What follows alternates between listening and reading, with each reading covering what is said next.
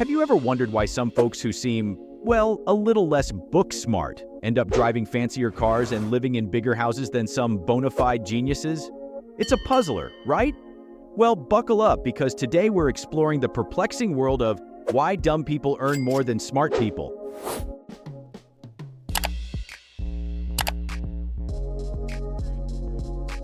Let's first clarify our terms. Intelligence isn't just a high score on an IQ test. It spans various dimensions, including emotional intelligence, creative intelligence, and practical intelligence, just to name a few. Success, similarly, isn't solely measured by your paycheck or job title, but can also encompass personal fulfillment, happiness, and social impact.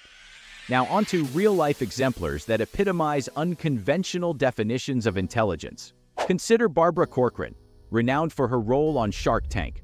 With just a $1,000 loan, she and a former beau built a company that thrived and made great profits. My next guest is one of the biggest names in real estate, a successful entrepreneur and star of a hit TV show. Barbara Corcoran, the sharp-witted star of Shark Tank. I've been so looking forward to interviewing my next guest. I have many times over the many years. Barbara Corcoran, of course, an iconic symbol of not only American commerce and activity and finances, but no one knows real estate better. Barbara failed at numerous jobs and had a hard time with traditional academic testing due to dyslexia.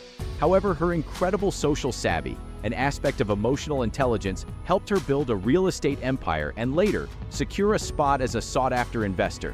This suggests a distinct blend of intelligences leading to her vast success. What Shark Tank investment has made you the most money all time? To date, that would have to be Comfy, and they made me $468 million in 3 years. Oh my gosh. Another compelling example is John D. Rockefeller, who wasn't known for exceptional academic achievements, but was instead a master of emotional and interpersonal intelligences.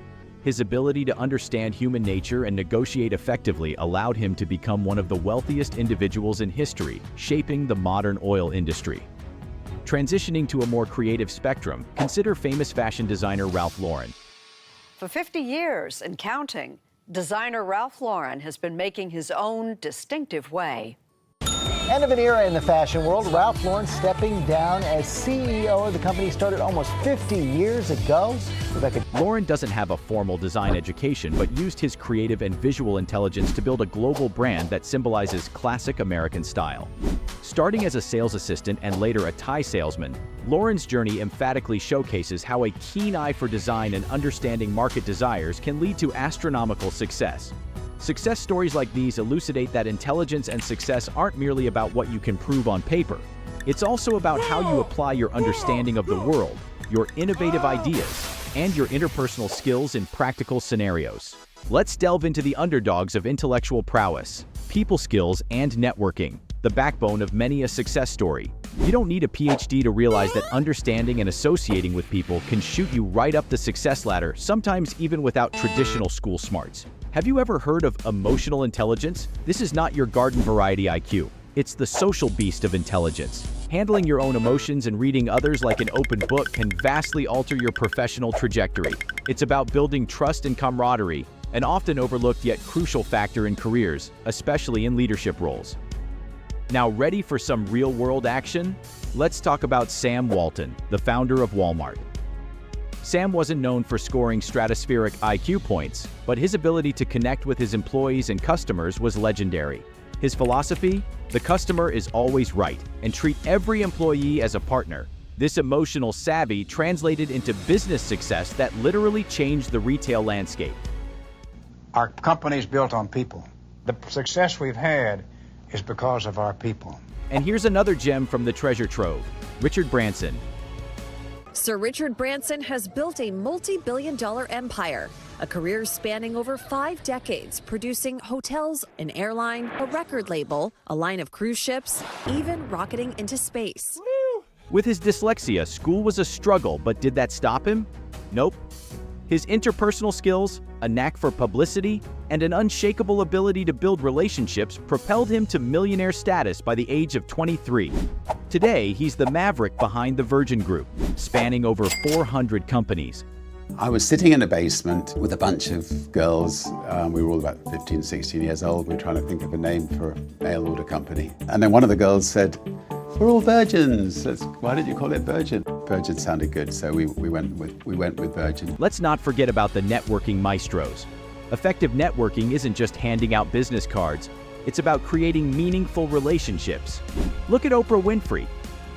Her unparalleled ability to connect with both her guests and her audience catapulted her from a local talk show in Chicago to a media and entertainment mogul worth billions. As you see, acing tests is one thing, but acing real-life scenarios with a blend of empathy, social understanding, and networking prowess can pave roads, gold-lined roads, not just paved ones.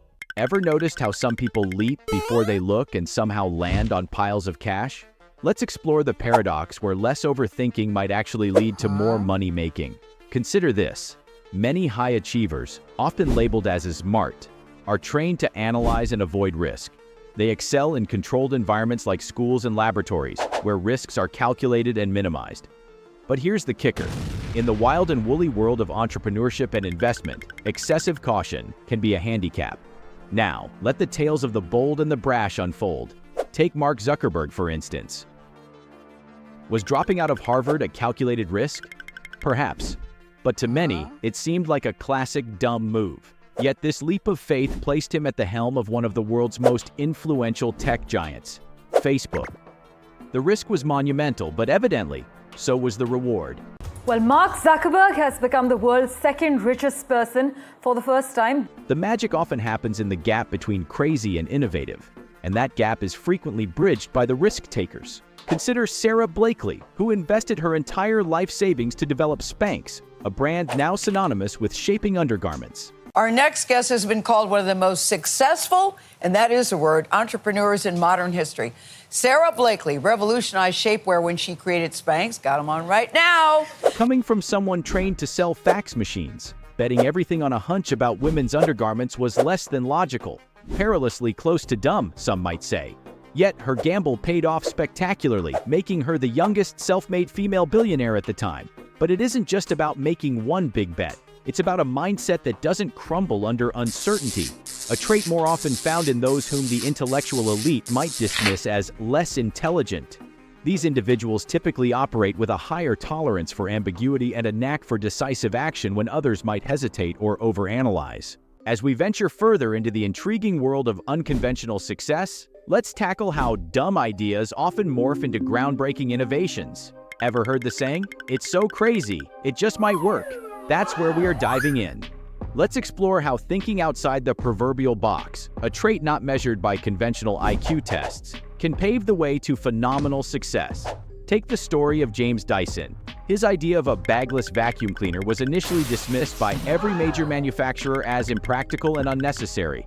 Dyson was far from what many would consider a traditional scholar. Yet his dumb idea led him to create one of the most innovative and successful appliance companies in the world. His willingness to embrace and develop a seemingly foolish idea allowed him to revolutionize an entire industry.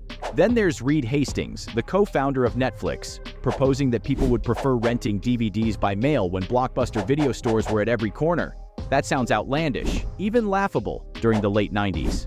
Yet, this unconventional idea, spurred by a $40 late fee for a rented movie, turned Netflix into a streaming giant, completely altering how the world consumes media.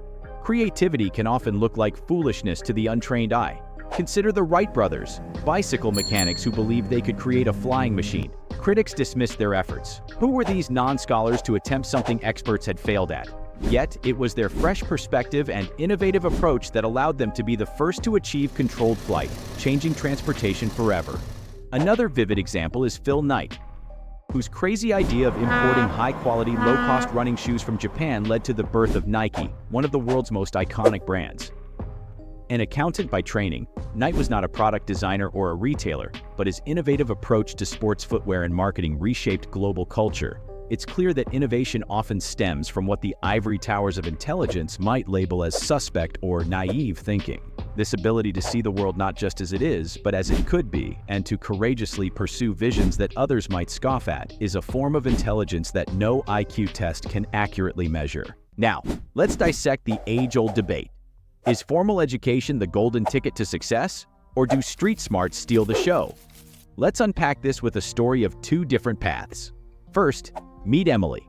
With a PhD in chemical engineering from a prestigious university, she's the epitome of educated intelligence. Her credentials are impeccable, and her knowledge is deep.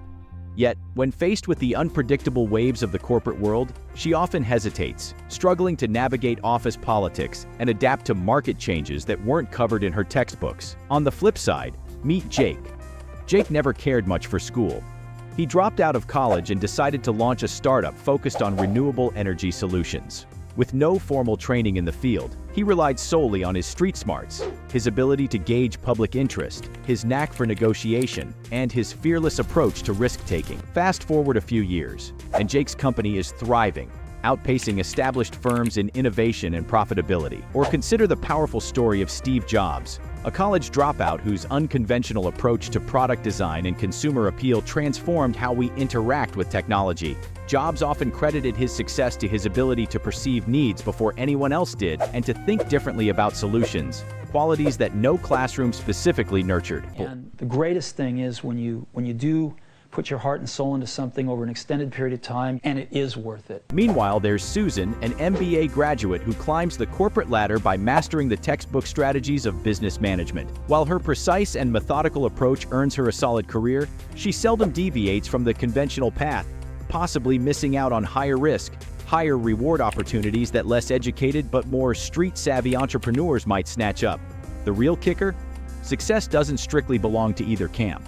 It often thrives at the intersection where formal education meets street wisdom. The potent combination of book smarts and real-world savvy can create a powerhouse capable of navigating both complex theories and gritty realities. As we wrap up, remember that whether you regard yourself as book smart, street smart, or somewhere delightfully in between, the key is understanding how to leverage your unique mix of skills and insights to carve your path. Intelligence is diverse, and success is not one size fits all. Don't forget to like, share, and subscribe for more mind-bending explorations. Keep thinking, keep questioning, and keep succeeding in your own unique way. Bye-bye.